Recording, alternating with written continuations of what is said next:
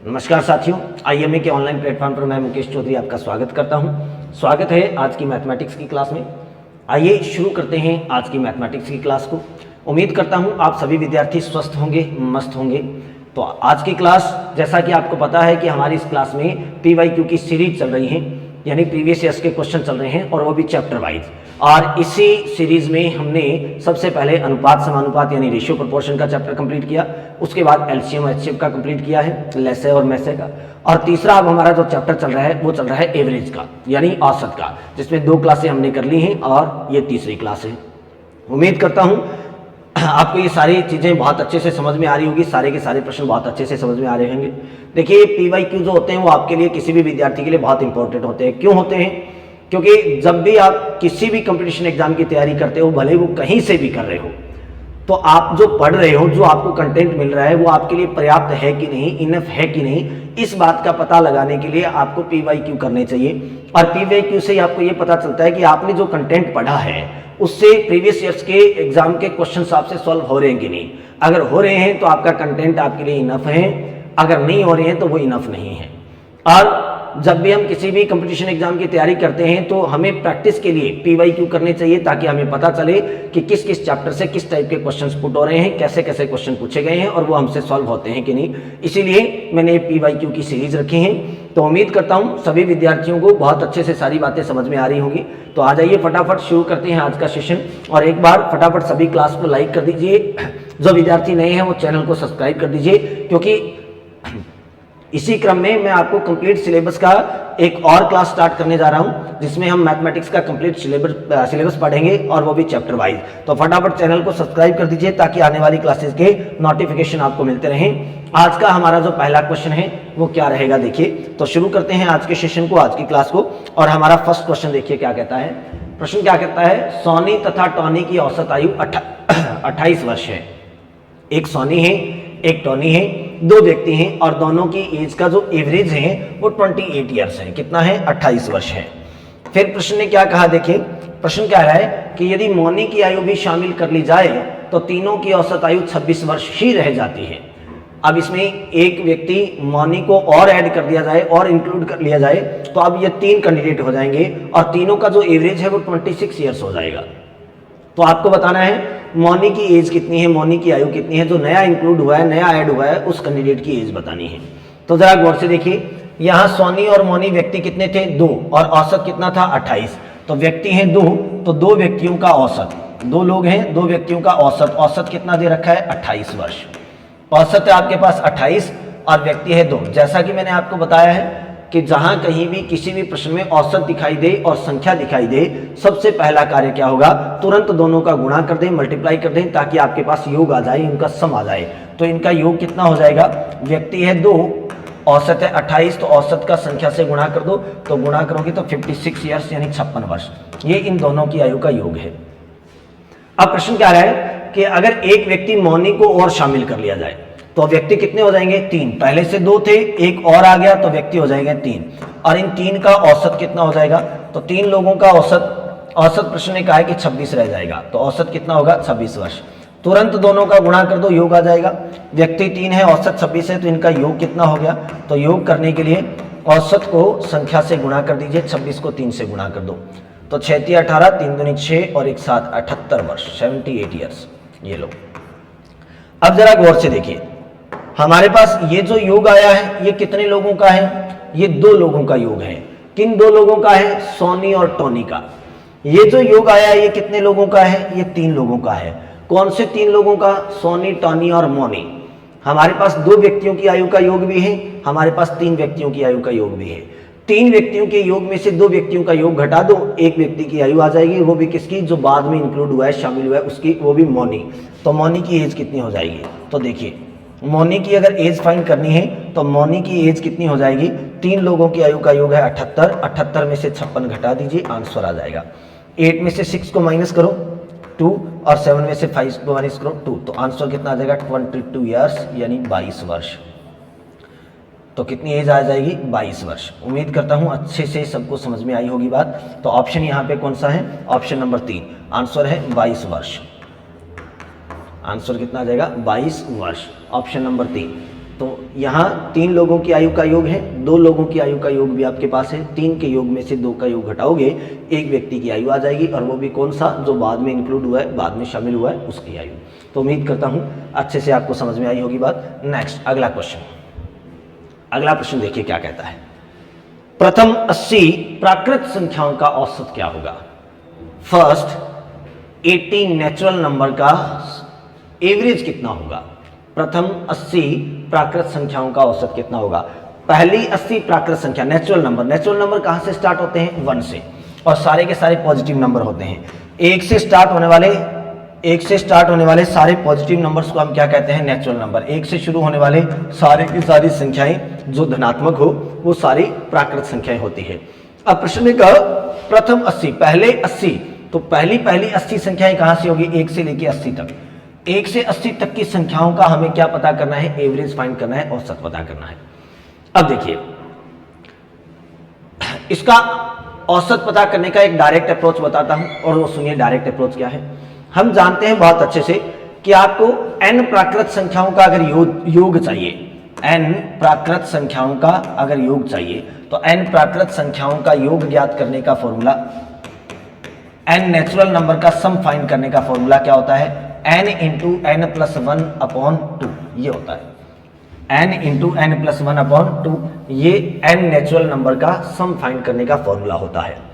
अब हमारे पास हमें चाहिए औसत।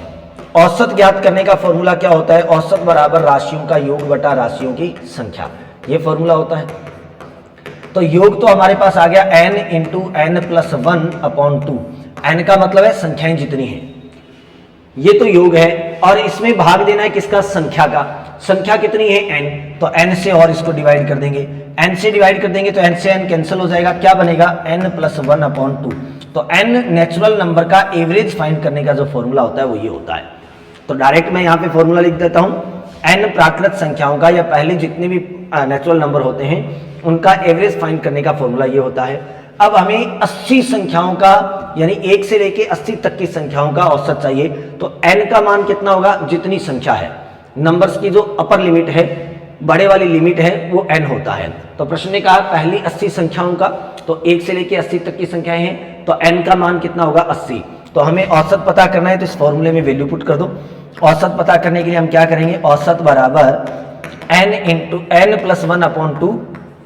n का मान है 80, तो 80 प्लस 1 बटा 2, 80 में 1 जोड़ोगे तो 81 बटा 2, और 81 का आधा करोगे तो कितना हो जाएगा, 40.5। आंसर कितना आ जाएगा, 40.5। ये आपका उत्तर आ गया है। तो n प्राकृत संख्याओं का जब औसत पता करना होता है तो डायरेक्ट आपको ये वाली अप्रोच अप्लाई करनी है, ये सूत्र लगाना है, क्या, n plus 1 plus upon 2, n plus 1 upon 2। n का मतलब है जितनी संख्याएं हैं वो n है, अपर लिमिट जो होगी वो ऑलवेज n होती है। तो 80 संख्याएं हैं तो 80 प्लस 1 बटा 2, यानी जितनी संख्याएं होती है उसमें 1 जोड़ो और 2 का भाग लगा दो, आपका आंसर आ जाएगा। उम्मीद करता हूं अच्छे से समझ में आ गई होगी बात। अगर इसको डायरेक्ट करना चाहो तो डायरेक्ट भी कर सकते हैं। कैसे, हमारे पास संख्याएं हैं 1 से लेके 80, 1 2 3 ऐसे चलते चलते चलते चलते चलते चलते हमारे पास 80 तक की संख्याएं हैं। हमें इनका औसत चाहिए। इनका औसत पता करने के लिए मैंने आपको बताया था कि जब कॉन्जिक्यूटिव नंबर होते हैं, लगातार संख्याएं होती है, तो लगातार संख्याओं का, कॉन्जिक्यूटिव नंबर का जब एवरेज फाइंड करते हैं, औसत ज्ञात करते हैं, तो औसत क्या होता है, बीच वाली संख्या। जब भी लगातार संख्याएं आती हैं तो उनका औसत होगा बीच वाली संख्या। अब 1 से लेके 80 तक की बीच वाली संख्या, अगर बीच वाली संख्या देखें तो 1 2 ऐसे करते करते 40 आएगा, फिर 40 के बाद में 41 आएगा, 41 से ऐसे करते करते 80 आएगा। संख्याएं ऐसे है इस क्रम में है। तो बीच वाली संख्याएं देखें तो हमें 80 के 2 भाग करने हैं, 1 से लेके 40 तक का तो एक भाग, और 41 से लेके 80 तक का एक भाग। अब बीच में कोई संख्या नहीं आई, बीच में अगर कोई भी संख्या अकेली नहीं आई तो हम बीच वाली 2 संख्याओं को उठा लेते हैं और दोनों को जोड़ के 2 का भाग लगा देते हैं। तो 40 प्लस 41 बटा 2 कर देंगे, 81 बटा 2 कर देंगे, तो आंसर अब भी 40.5 आ जाएगा। ऐसे देखना चाहो तो आप ऐसे कर सकते हो, तो इनका एवरेज कितना आ जाएगा, 40.5 आ जाएगा। डायरेक्ट अप्रोच लगानी चाहो तो ये लगा सकते हो, वरना ऐसे कर सकते हो कि हम जानते हैं कि जब कॉन्जिक्यूटिव नंबर आते हैं, लगातार संख्याएं होती है, तो औसत हमेशा बीच वाली संख्या होगी। 1 से लेके 80 तक की लगातार संख्याएं हैं। अब इनके बीच वाली संख्या देखनी है तो बीच में 40 और 41 दोनों पड़ते हैं। एकदम बिल्कुल बीच में कोई संख्या नहीं आती, 40 और 41 दोनों पढ़ते हैं तो दोनों को जोड़ के 2 का भाग लगा देंगे तो भी उत्तर आ जाएगा। तो आंसर आ जाएगा 81/2 यानी 40.5। उम्मीद करता हूं अच्छे से सबको समझ में आई होगी बात। एक बार फटाफट सभी विद्यार्थी क्लास को लाइक कर दीजिए और जो नए विद्यार्थी है वो चैनल को सब्सक्राइब कर दीजिए। आगे आने वाली क्लासेस के नोटिफिकेशन आपको मिलते रहें, इसलिए बेल आइकन को भी प्रेस कर दें आप। नेक्स्ट अगला क्वेश्चन देखिए। अगला प्रश्न क्या कह रहा है, 20 परिणामों का औसत 30 है, 20 परिणामों का औसत 30 है तथा अन्य 30 परिणामों का औसत 20 है। कोई भी 20 रिजल्ट है हमारे पास और उनका एवरेज जो है वो 30 है और अदर 30 रिजल्ट है हमारे पास, उनका एवरेज 20 है। तो क्वेश्चन ने कहा इन सभी परिणामों को मिलाने पर औसत क्या होगा, इन सारे रिजल्ट का एवरेज क्या हो जाएगा। इन सारे रिजल्ट को अगर मिक्स कर दिया जाए तो इनका एवरेज क्या होगा। देखिए प्रश्न ने कहा 20 परिणाम है, तो 20 परिणाम है और 20 का औसत बता रखा है प्रश्न ने। औसत कितना बता रखा है, 20 का औसत बता रखा है 30। तो इनका योग कितना हो जाएगा, सम कितना हो जाएगा। तो एवरेज और नंबर्स का मल्टीप्लाई कर देते हैं, औसत और संख्या का गुणा कर देते हैं। संख्या 20 है, औसत 30 है, तो आंसर आ जाएगा 600। अब प्रश्न ने कहा अगले 30 परिणाम, नेक्स्ट नए 30 रिजल्ट और हैं तो 30 परिणाम और हैं और इनका औसत कितना बता रखा है। तो 30 परिणामों का जो औसत बता रखा है वो कितना बता रखा है, 20 बता रखा है, 20। तो इनका योग कितना हो जाएगा, तो इनका योग औसत को संख्या से गुणा कर दो, 30 का 20 से गुणा कर दो, आंसर आ जाएगा 600। अब इन सारे रिजल्ट्स का एक साथ औसत चाहिए, तो हमें अगर औसत चाहिए तो औसत ज्ञात करने का फॉर्मूला क्या होता है, औसत बराबर राशियों का योग बटा राशियों की संख्या, sum of value upon sum of numbers, ये होता है। अब अगर इन सारे रिजल्ट्स का, इन सारे परिणामों का औसत चाहिए तो औसत के लिए सारे परिणामों का योग करना पड़ेगा। तो कुल योग कितना हो जाएगा, तो कुल योग हमारे पास देखिए, पहले वाले 20 परिणाम थे उनका योग 600 और बाद वाले 30 परिणाम थे उनका योग भी 600, तो टोटल योग कितना हो गया 1200। और कुल परिणाम कितने हो गए, टोटल रिजल्ट हमारे पास कितने हो गए, तो कुल परिणाम टोटल रिजल्ट, पहले परिणाम कितने थे 20 और बाद में परिणाम कितने थे 30, तो टोटल रिजल्ट यानी परिणाम कितने हो गए 50। तो औसत कितना हो जाएगा, राशियों का योग 1200 और राशियों की संख्या 50। 0 से 0 काट दो, 120 में 5 का भाग दे दो, 24 5 120, तो आंसर आ जाएगा 24।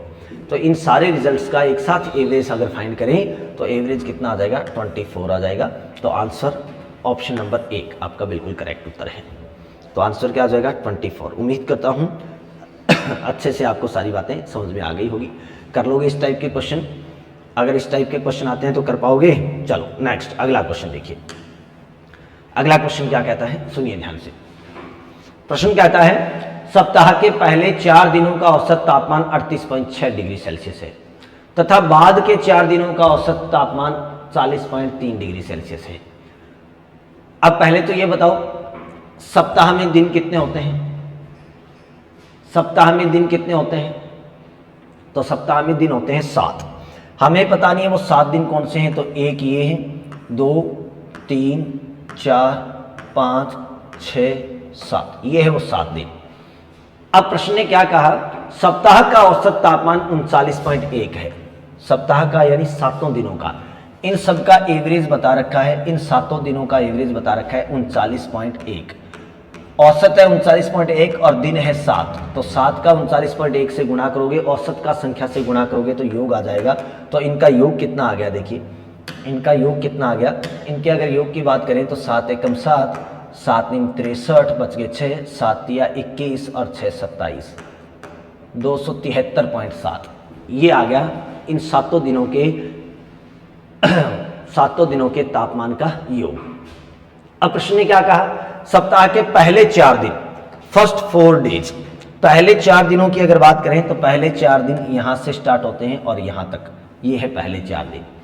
इन पहले 4 दिनों का औसत आपको बता रखा है 38.6, तो दिन है 4, औसत है 38.6, गुणा कर लो, योग आ जाएगा। योग कितना आ जाएगा, 38.6 का अगर 4 से गुणा करोगे, 4 6 के 24 और बच गए 2, 4 8 32 और 2 34, बच गए 3, 4 3 12 और 3 15, 154.4। अब प्रश्न ने कहा अंतिम 4 दिन, लास्ट वाले 4 दिन, और लास्ट वाले 4 दिन यहां से लेके यहां तक, ये है लास्ट वाले 4 दिन। इनका औसत कितना है, तो लास्ट वाले 4 दिन का औसत है 40.3, 40.3 औसत है, दिन है 4, गुणा कर लो योग आ जाएगा, 4 तिये 12 और 4 चौके 16, 161.2, ये लो। अब यहां देखिए प्रश्न ने पूछा है चौथे दिन का तापमान क्या होगा, ये है वो चौथा दिन, इसका हमें टेम्परेचर बताना है, तापमान बताना है। अब हमारे पास यहाँ 7 दिनों के तापमान हमने फाइंड कर लिए हैं। ये है पहले 4 दिन का तापमान, ये है लास्ट वाले 4 दिन का तापमान। 4 और 4 कितने हो गए 8, 8 दिनों का तापमान, 8 का योग कितना हो जाएगा, तो 8 दिनों के तापमान का योग कितना है 154.4 प्लस 161.2, जोड़ोगे तो 4 और 2 6, 1 4 और 1 5 और 6 और 5 11, बच गया 1, 2 और 1 3, 315.6।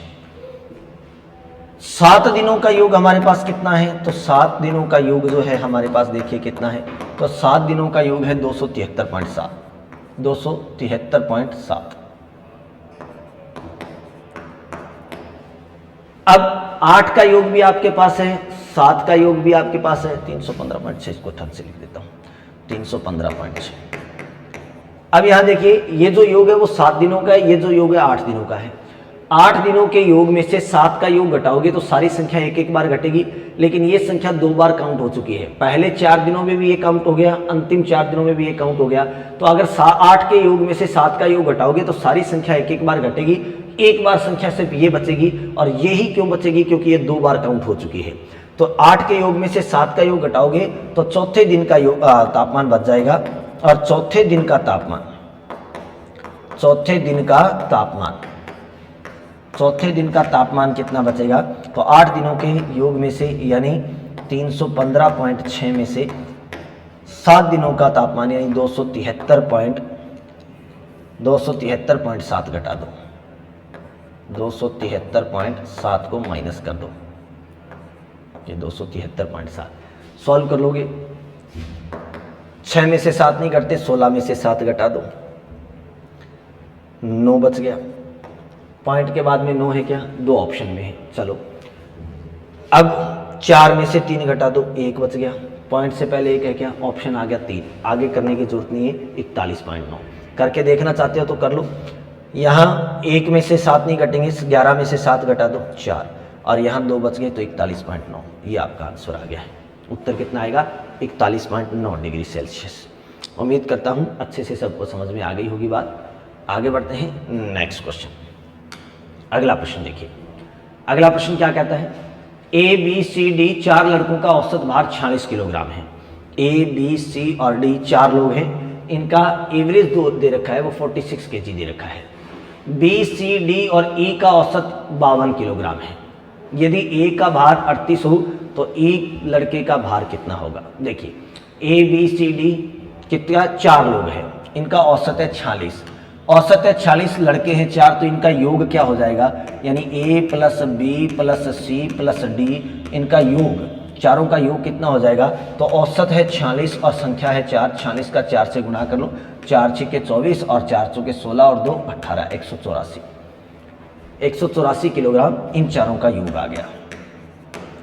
इसमें से प्रश्न ने ए का वजन दे रखा है, ए कितना है, ए अकेला है 38 का, तो इन चारों के योग में से ए को माइनस कर दो। अगर इन चारों के सम में से ए को माइनस करोगे, चारों के योग में से ए को माइनस करोगे तो हमारे पास B plus C plus D बच जाएगा, और बचेगा कितना, 184 में से 38 को माइनस कर दीजिए। 184 में से 38 माइनस करोगे तो हमारे पास बी सी और डी तीनों का योग बचेगा, क्योंकि ए तो हम घटा रहे हैं तो ए कैंसिल हो जाएगा। 184 में से 38, 14 में से 8 घटाओ 6, और इधर 7 में से 3 घटाओ 4, तो कितना बचेगा 146, कितना बचेगा 146। अब प्रश्न ने क्या कहा, बी सी डी और ई इनका औसत, तो बी सी डी और ई इनका जो औसत है वो औसत दे रखा है 52। अब ये व्यक्ति कितने हैं, 4, औसत है 52, औसत का संख्या से गुणा कर दो, योग आ जाएगा, तो 4 दूनी 8 और 4 5 20, 208 kg। अब हमें चाहिए ई का, हमें ई का वजन चाहिए, तो आपके पास बी सी डी और ई इन चारों का योग आ गया। इन चारों के योग में से अगर आप इन तीनों का योग घटा दो, बी सी और डी को योग को घटा दो, तो बी से बी कट जाएगा, सी से सी कट जाएगा, डी से डी कट जाएगा, सिर्फ क्या बचेगा, ई बचेगा।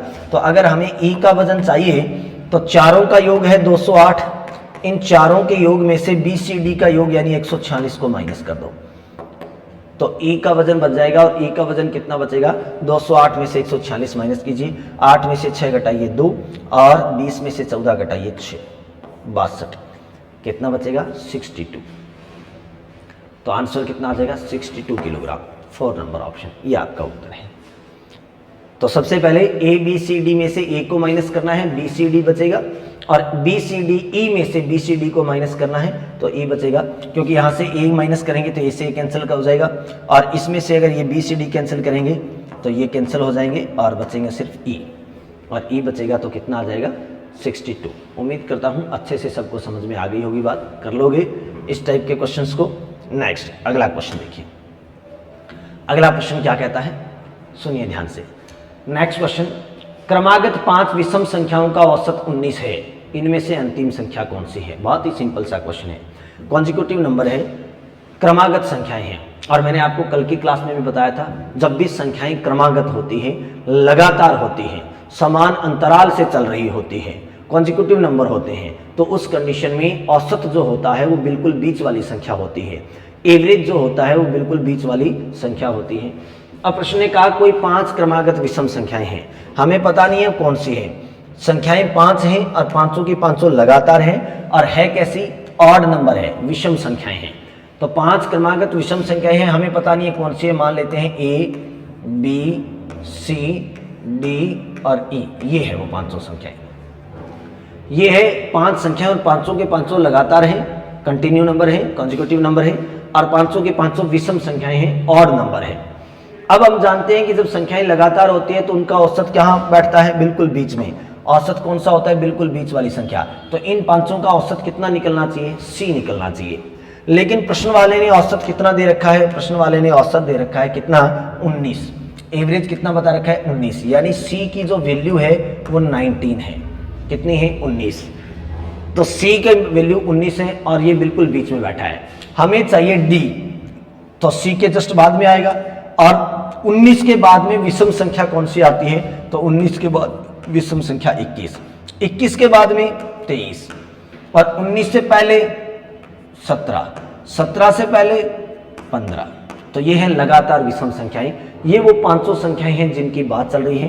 कौन सी है, 15, 17, 19, 21 और 23, ये वो 500 संख्याएं हैं जो लगातार है और विषम संख्याएं हैं, ऑड नंबर है, और इनका औसत बिल्कुल बीच वाली संख्या है जो कि प्रश्न ने बता रखी है 19। तो 19 को बिल्कुल बीच में रखेंगे और इसके आसपास की संख्याएं ज्ञात करेंगे।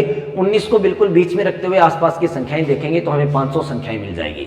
अब प्रश्न वाले ने चाहे कोई सी भी संख्या पूछी हो, हम बहुत ही आसानी से बता सकते हैं। प्रश्न ने कहा है अंतिम संख्या, लास्ट नंबर, और लास्ट नंबर कितना है हमारे पास 23, ऑप्शन ए 23, 23 जो है वो अंतिम संख्या है। उम्मीद करता हूँ बहुत अच्छे से आपको समझ में आई होगी बात, कर लोगे इस टाइप के क्वेश्चन को।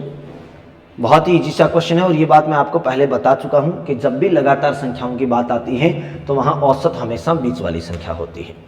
नेक्स्ट अगला क्वेश्चन देखिए, अगला प्रश्न क्या कहता है, 50 संख्याओं का औसत 38 है, 38 है, 50 नंबर हैं, 50 संख्याएं हैं और उनका एवरेज है वो 38 है, औसत है 38 है। तो संख्याएं हैं 50 और 50 का जो औसत है, 50 का जो औसत है, एवरेज है वो कितना है 38 है। तो फिर इनका योग कितना हो जाएगा, योग कितना हो जाएगा, औसत है 38 और संख्याएं हैं 50, 50 का औसत का संख्या से गुणा करोगे तो फिर योग आ जाएगा। तो 8 5 40 और 5 3 15 और 4 1900, योग कितना आ गया 1900। अब प्रश्न ने कहा कि इनमें से दो संख्याओं को छोड़ दो, बाहर निकाल दो, रिमूव कर दो, और वो दो संख्याएं कौन सी है 45 और 55, इन दोनों को हटा दो तो शेष संख्याओं का औसत क्या होगा। रिमेनिंग नंबर जो बचेंगे, रिमेनिंग नंबर्स का एवरेज फाइंड करना है। तो हमें पहले तो पता करना पड़ेगा कि अगर इन दो संख्याओं को निकाल दें तो शेष योग कितना हो जाएगा। अब पहले से योग है 1900, इसमें से एक तो 45 को कम कर दो और एक 55 को कम कर दो। अगर दोनों को कम कर देंगे, बाहर निकाल देंगे, तो 45 को भी माइनस कर दिया और 55 को भी माइनस कर दिया, तो फिर योग कितना बचेगा, ये 1900 है ना। 1900 में से 45 और 55 को माइनस करेंगे तो 45 और 55 कितने होते हैं, 100। तो 1900 में से 100 माइनस करोगे तो योग कितना बच जाएगा, 1800। कितना बच जाएगा, 1800। अब जैसे ही शेष योग आ गया तो हमें चाहिए शेष संख्याओं का औसत। तो औसत बराबर क्या होता है, राशियों का योग बटा राशियों की संख्या, sum of value upon sum of numbers. तो राशियों का योग 1800 और बची हुई संख्याएं, पहले संख्याएं थी 50, जैसे ही दो संख्याओं को हमने बाहर निकाल दिया, छोड़ दी है दो संख्याएं, तो उसके बाद संख्याएं कितनी बची है, मात्र 48 बची है। कितनी बची है, 48। काट दीजिए, इनको काट के सॉल्व कर लीजिए। 1800 4 से कटेगा और ये 12 चौके 48 4 से कटेगा, तो 4 से काट दो। 1800 4 से काटोगे तो 4 चौके 16 और बच गए 2, 5 चौके 20, 450 बटा ये 4 से काटोगे तो 12 चौके 48, 450 में 12 का भाग दे दो। और संख्याएं काटना चाहते हो तो 2 से और कट जाएगी, 12 का भाग दे दो। 12 चौके 12 तिया 36 और बच गए 9 90 और 12 7 84 बच गए 6 60 और 12 5 60, 37.5। ऑप्शन कितना आ गया, 37.5। ऑप्शन नंबर 3 जो है वो आपका बिल्कुल सही उत्तर है। तो आंसर कितना आ जाएगा, 37.5। उम्मीद करता हूं अच्छे से आपको समझ में आ गई होगी बात। सबसे पहले प्रश्न ने कहा संख्याएं हैं 50 और 38, तो हमने योग पता कर लिया। इन 50 संख्याओं का योग 1900 हो गया। प्रश्न कह रहा है इसमें से दो संख्या बाहर निकाल दो, एक 55 और एक 45। अगर दोनों को इसमें से माइनस कर दी तो टोटल 100 माइनस हो जाएगा, तो योग बचेगा 1800। नया योग हमारे पास आ गया, हमें चाहिए नया औसत। तो औसत बराबर राशियों का योग बटा राशियों की संख्या। योग हमारे पास 1800 है, संख्याएं बची है 48। हल करोगे तो औसत आ जाएगा 37.5। उम्मीद करता हूं अच्छे से सबको समझ में आ गई होगी बात। कर लोगे इस टाइप के क्वेश्चंस को। चलो नेक्स्ट, अगला क्वेश्चन। अगला प्रश्न देखिए, 9 छात्रों के समूह की औसत आयु 16 वर्ष है। 9 कैंडिडेट हैं, 9 कैंडिडेट्स हैं और उनके ग्रुप का जो एवरेज है वो 16 ईयर्स है। 36 वर्ष की आयु के एक अध्यापक को समूह में शामिल किए जाने पर उनकी औसत आयु में कितनी वृद्धि हो जाएगी। 36 साल का एक अध्यापक है, अगर वो शामिल हो जाए तो फिर उनका औसत है वो कितना बढ़ जाएगा। देखिए पहले इसको पूरा पैटर्न मेथड से करते हैं। मेथड क्या कहता है, 9 विद्यार्थी हैं और 9 का औसत कितना बता रखा है, तो औसत बता रखा है 16। तो योग कितना हो जाएगा, तो 16 औसत को संख्या से गुणा कर दो। 9 छके 54, 9 एकम 9 और 5 14, 144 वर्ष। योग कितना आ गया, 144 वर्ष। ये 9 लोग थे और 9 लोगों का औसत 16 था, तो इनका योग हो गया 144। अब प्रश्न कह रहा है एक अध्यापक और आ जाए तो व्यक्ति कितने हो जाएंगे, 10 और 10 का योग कितना हो जाएगा।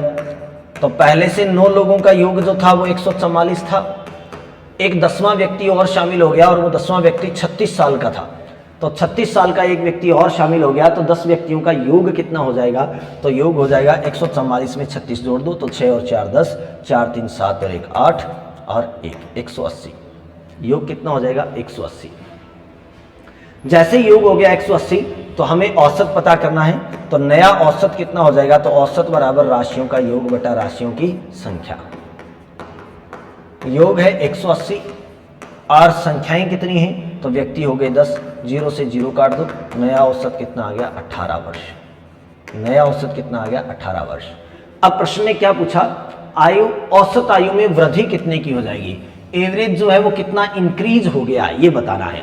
तो पहले एवरेज कितना था, तो पहले एवरेज था 16, अब एवरेज कितना हो गया 18। कितना इंक्रीज हो गया, औसत में कितने की वृद्धि हो गई, तो हमें वृद्धि बतानी है, कितना इंक्रीज हुआ है ये बताना है। तो 18 हो गया, पहले 16 था, तो कितना इंक्रीज हो गया, 2 ईयर्स इंक्रीज हो गया। तो औसत में कितने की वृद्धि हो गई, 2 वर्ष के। ऑप्शन नंबर 4 जो है वो बिल्कुल सही उत्तर है। तो आंसर कितना आएगा, 2 वर्ष की क्या हो गई है, वृद्धि हो गई है। उम्मीद करता हूँ अच्छे से सबको समझ में आई होगी बात। कर लोगे इस टाइप के क्वेश्चन को। यहाँ एक और मेथड भी होता है, एक और अप्रोच भी आप अप्लाई कर सकते हो, और वो क्या होता है, बाद में कुल व्यक्ति, तो पहले 9 थे और बाद में हो गया 1 10, गुणा घटाया बड़ा औसत। हमें पता नहीं है कितना इंक्रीज हुआ है, तो x प्लस पुराना औसत, तो पहला औसत कितना था 16 यानी 16 इक्वस टू नए व्यक्ति की आयु और आयु कितनी है नए व्यक्ति की, वो है 36। सॉल्व कर लो, 10 का x से गुणा करोगे तो 10x प्लस 16 बराबर 36, प्लस के 16 को उधर भेजोगे तो 10x बराबर 36, ये प्लस का 16 है इधर जाएगा तो माइनस, 10x की वैल्यू कितनी आ गई 36 में से 16 माइनस करोगे तो 20, तो x की वैल्यू कितनी आ गई 20/10, सॉल्व करोगे 2। x क्या था, औसत में हुई कमी या वृद्धि, तो वृद्धि कितने की हुई है 2 साल की। आप ये अप्रोच अप्लाई करना चाहो तो भी कर सकते हो। बाद में कुल व्यक्ति गुणा घटाया बड़ा औसत प्लस पुराना औसत बराबर नए व्यक्ति का योगदान, ये वाली अप्रोच भी मैं क्लास में बताता हूँ, ऐसा भी आप कर सकते हो। नेक्स्ट अगला क्वेश्चन, उम्मीद करता हूँ सबको अच्छे से बातें समझ में आ रही होगी। फटाफट हम ज़्यादा बातें नहीं करते हुए सीधा क्वेश्चन पे कंसंट्रेट करेंगे, फटाफट क्वेश्चंस करते जाएंगे क्योंकि एक एक चैप्टर के बहुत सारे क्वेश्चंस बनते हैं, है ना। तो उम्मीद करता हूँ सबको बहुत अच्छे से बातें समझ में आ रही होंगी। एक बार जो नए विद्यार्थी हैं वो क्लास को लाइक कर दीजिए और जिन्होंने चैनल सब्सक्राइब नहीं किया है वो फटाफट चैनल को सब्सक्राइब कर दो। नेक्स्ट अगला क्वेश्चन देखिए, अगला प्रश्न क्या कह रहा है, 19वीं पारी में 98 रन बनाकर एक क्रिकेट खिलाड़ी की औसत रन संख्या में 4 रनों की वृद्धि हो गई। उसने 19वीं पारी खेली, 19वीं इनिंग खेली है उसने, 19वीं इनिंग, और उसमें 98 स्कोर उसका किया, उसने 98 रन बनाए। जैसे ही 98 रन बना गए तो उसने क्या किया, अपने एवरेज में 4 रन को इंक्रीज कर लिया, औसत में 4 की वृद्धि कर ली। लेकिन ये 4 की वृद्धि किसमें, 18 पारियों तक के औसत में, क्योंकि 19वीं पारी से पहले 18 पारियां थी उसकी, और 18 पारियों में जितना भी उसका औसत था उसमें 4 की वृद्धि हो गई, 4 इंक्रीज हो गया जैसे ही उसने 19वीं पारी खेली। तो बताना है 19 पारियों के बाद उसकी औसत रन संख्या क्या होगी। जैसे ही उसने 19 पारियां खेल ली तो अब उसका औसत क्या हो गया 19 पारियों तक। देखिए एक तो इसमें प्रॉपर मेथड है, आप पूरी कैलकुलेशन कर लो, और पूरी प्रॉपर कैलकुलेशन करना चाहोगे तो कैसे, मैं 2 मेथड बताता हूँ यहाँ, ध्यान से सुनना। पहला मेथड तो ये है कि पहले उसने 18वीं पारी खेली लेकिन 18 पारियों का औसत हमें पता नहीं था, तो हम मान लेते हैं 18 पारियों का औसत, 18 पारियों का औसत हमें पता नहीं है, उसने 18 पारियां खेली तो 18 पारियों में उसने कितने रन बनाए, तो 18 पारियों का औसत x था, पहले हमें पता नहीं औसत कितना था, x था, तो योग कितना हो जाएगा, तो पारियां हैं 18 और औसत है x, तो 18 का x से गुणा करोगे तो योग हो जाएगा 18x रन। यानी जब तक कि उसने 18 पारियां खेली तब तक वो 18x रन बना चुका था। अब वो उसकी बारी है 19वीं पारी खेलने की, अब वो 19वीं पारी खेलेगा, और जैसे ही 19वीं पारी खेली तो 19 पारियों का औसत कितना हो गया, तो 19 पारियों के औसत की अगर बात करें तो 19 पारियों का औसत, पहले औसत कितना था 18, जैसे ही 19वीं पारी खेली तो औसत में 4 की वृद्धि हो गई, तो 18 में 4 को जोड़ दो तो आंसर कितना आएगा 22, औसत हो गया 22।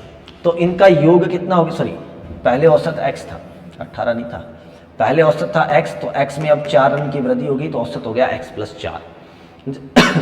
जैसे ही औसत हो गया x + 4 तो इनका योग कितना हो जाएगा, तो 19 पारियां हैं और इसको x + 4 से गुणा कर दो, औसत से गुणा कर दो, तो 19x + 19 चौके 76, 76, ये लो, ये योग हो गया।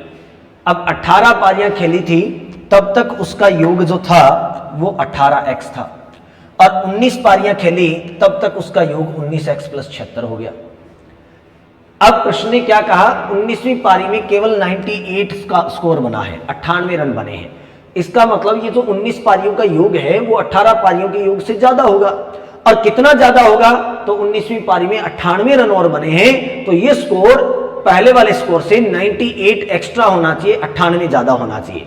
इसका मतलब अगर हम 19 पारियों के योग में से 19x + 76 में से अगर 18 पारियों का योग घटा दें यानी 18x घटा दें, तो इनका डिफरेंस कितने का होना चाहिए, 98 का होना चाहिए, 98 का डिफरेंस होना चाहिए, क्योंकि 19वीं पारी में 98 रन और बने जिसके कारण स्कोर ये हो गया। अब दोनों के अंदर स्कोर में डिफरेंस यानी अंतर जो है वो कितना होना चाहिए, 98।